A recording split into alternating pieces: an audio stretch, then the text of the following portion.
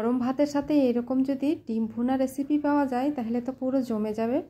তো আসসালামু আলাইকুম বন্ধুরা, আজকের রেসিপিতে আপনাদের সবাইকে স্বাগত। সবাই কেমন আছেন? আশা করছি ভালো আছেন।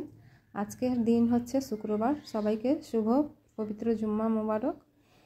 তো আমি ডিমটাকে সেদ্ধ করার জন্য প্রথমে একটা পাত্র নিয়ে নিচ্ছি। পাত্রতে আমি ডিম দিয়ে দিলাম 7টা, পরিমাণ মাপে জল দিয়ে ডিমটাকে সেদ্ধ করে নিচ্ছি। এবার ডিমগুলো সেদ্ধ করা হয়ে গেছে, নামিয়ে একটু ঠান্ডা জল দিয়ে ধুয়ে তারপরে খোসাগুলো ছাড়িয়ে নিচ্ছি।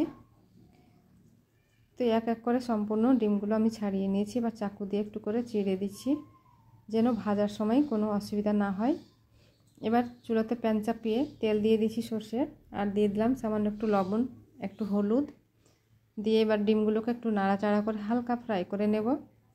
এবার ওই তেলে দিয়ে দিচ্ছি 2টো শুকনো লঙ্কা, কাঁচা জিরে, আর দিয়ে দিচ্ছি এখানে আদা রসুন পেঁয়াজ একসঙ্গে বাটা আছে। দিয়ে দিচ্ছি লবণ, হলুদ, লঙ্কার গুঁড়ো, জিরে গুঁড়ো, ধনে গুঁড়ো, গরম মশলা গুঁড়ো দিয়ে এবার দিয়ে দিচ্ছি টমেটো পেস্ট দিয়ে খুব ভালো করে মশলাটাকে আগে কষিয়ে নিলাম। তারপরে দিয়ে দিলাম টক দই হাফ বাটির মতো। এবার ডিমগুলো দিয়ে একটু কষিয়ে তারপরে পরিমাণ মাপে জল দিয়ে নেড়ে চেড়ে নামিয়ে নিলেই হয়ে গেল ডিম ভুনা রেসিপি।